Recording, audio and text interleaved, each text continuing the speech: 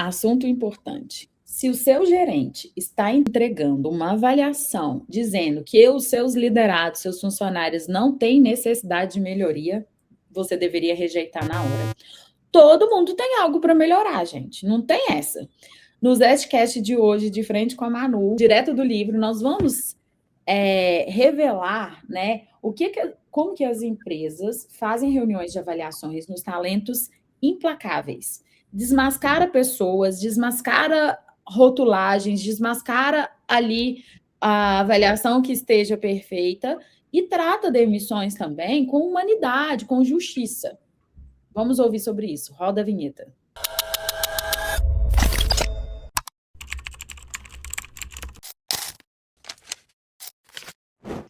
Olá, pessoal! Manu, tudo bem contigo? Mais um episódio. E vamos lá, né? Vamos começar, então. Manu, o livro, ele abre esse trecho detalhando o principal mecanismo operacional social do processo de pessoal em uma empresa. As revisões de avaliação de recursos gerenciais. Como funcionavam essas reuniões de 2 dias e por que um executivo mandava de volta às avaliações superficiais? Eu fiquei muito reflexiva com esse capítulo, né, essa parte do livro, porque eu estou vivenciando exatamente muitos ciclos de avaliação de desempenho nas empresas que eu faço consultoria, nas empresas que eu acompanho. Então, essas reuniões, que a gente chama de calibração, comitê de calibragem, também é conhecido assim, elas acontecem geralmente dentro do ciclo de avaliação de desempenho, que acontece 2 vezes por ano. E aí envolve, né, desde as camadas do CEO, das lideranças sêniores, para avaliar todas as pessoas da organização.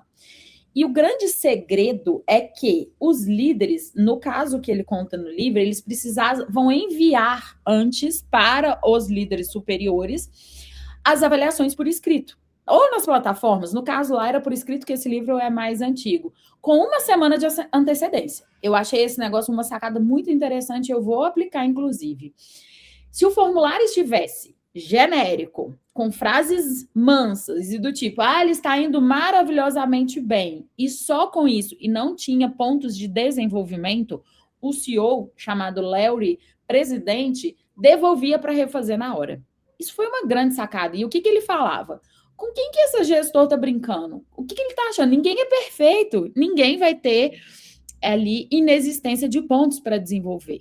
Como que a gente pode ajudar alguém se você finge que ele não tem nada para melhorar? Como é que você vai desenvolver, né? E à medida que os profissionais vão subindo nas escadinhas das suas carreiras, eles vão ter que ter novas competências, novas habilidades e novas atitudes.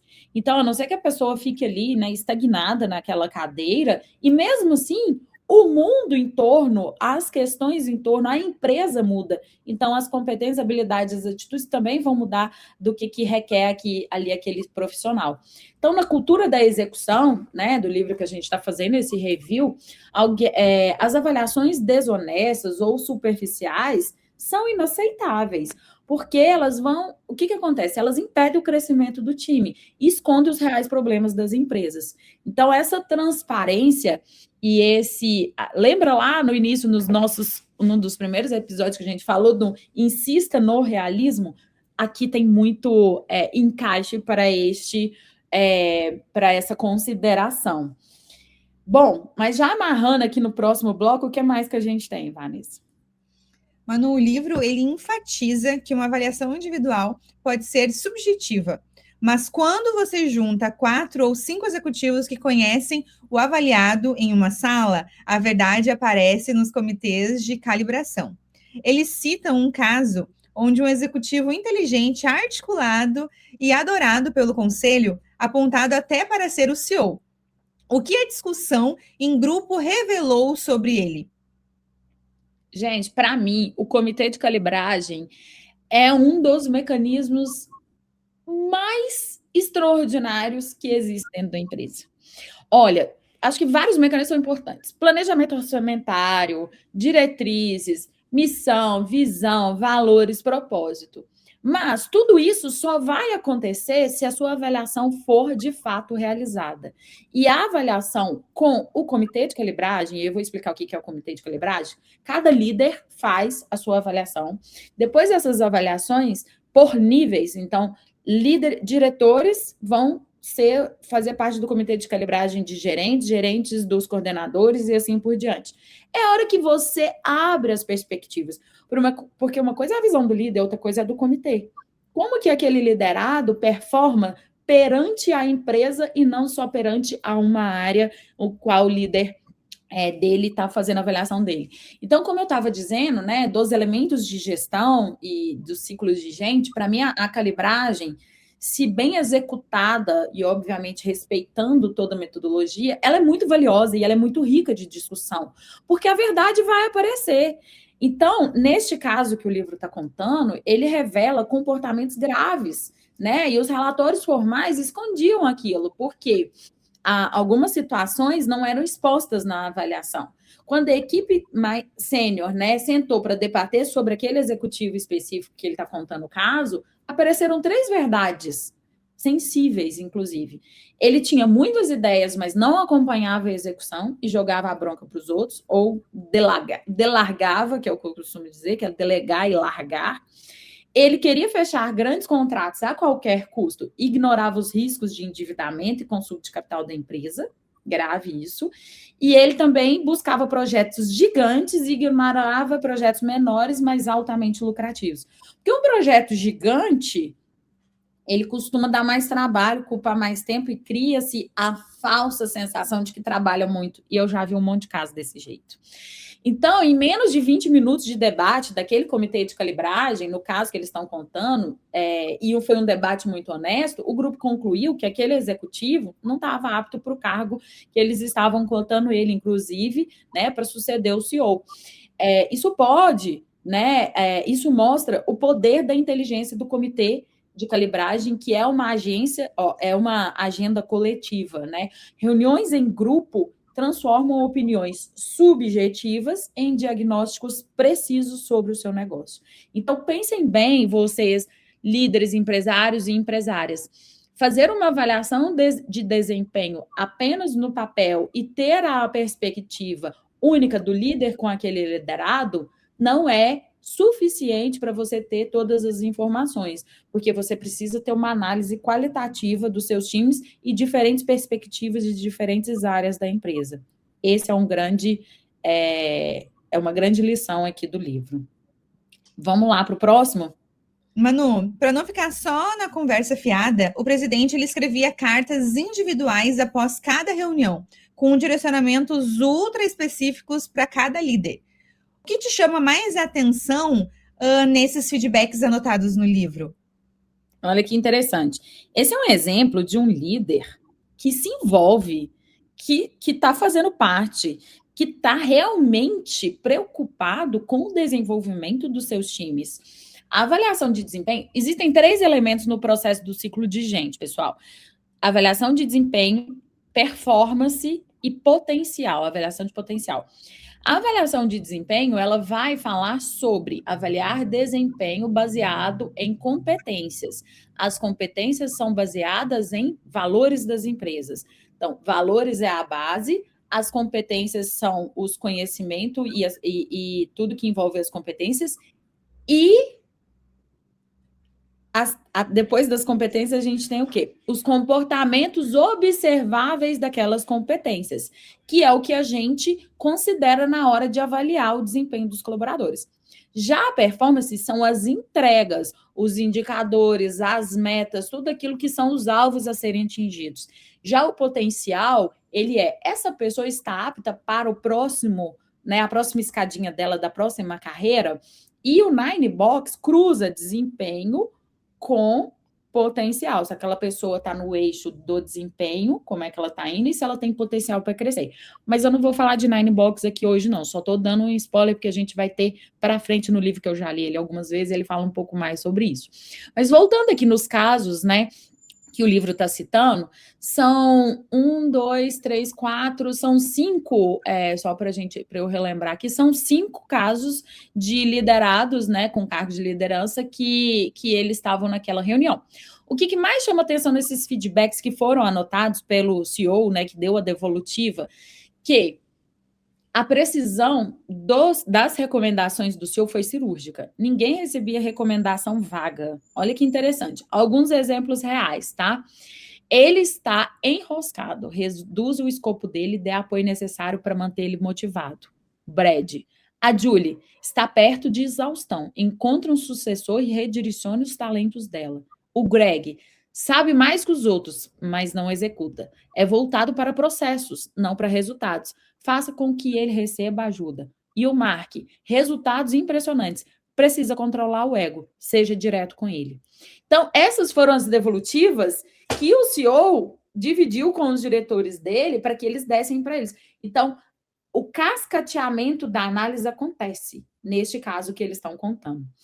O líder na execução, gente, né? O líder que é executor, ele não dá tapinha nas costas. Ele aponta a ferida, dá o remédio e faz o acompanhamento.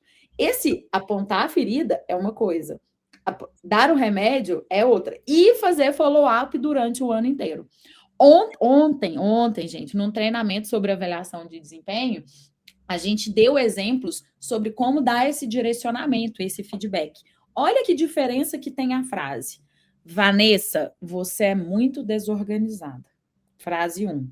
Vanessa, nesta tarefa, você demonstrou desorganização nos dados apresentados.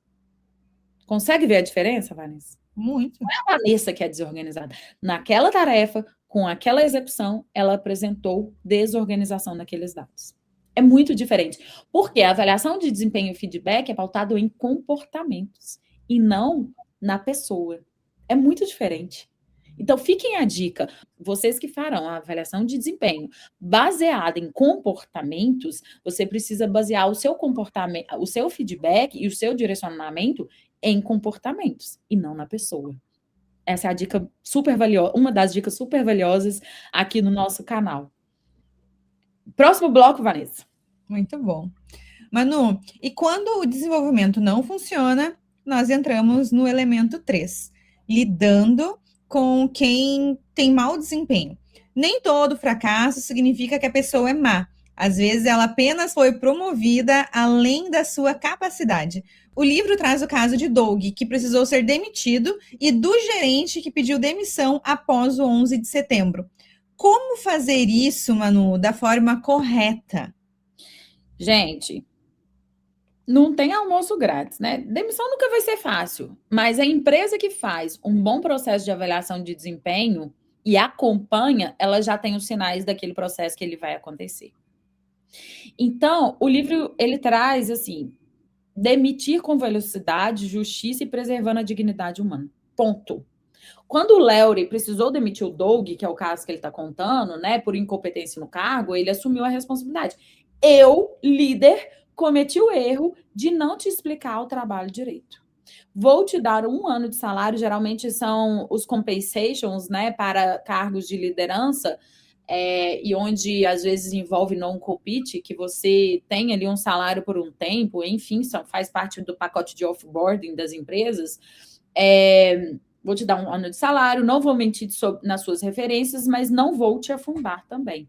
Né? Quero que você saia de cabeça erguida, preservar a dignidade, preserve sua dignidade, né, de quem se fortalece a cultura interna de quem fica. O que quer dizer isso, gente? É o elemento 4 que traz no livro. Nós estamos ligando o RH ao resultado do negócio. O RH deixa de ser o setor ali chato, que cuida de fetinhos e passa a ser um parceiro estratégico, que entende sobre a execução, né, importante que deve ser feita no processo de offboarding das empresas.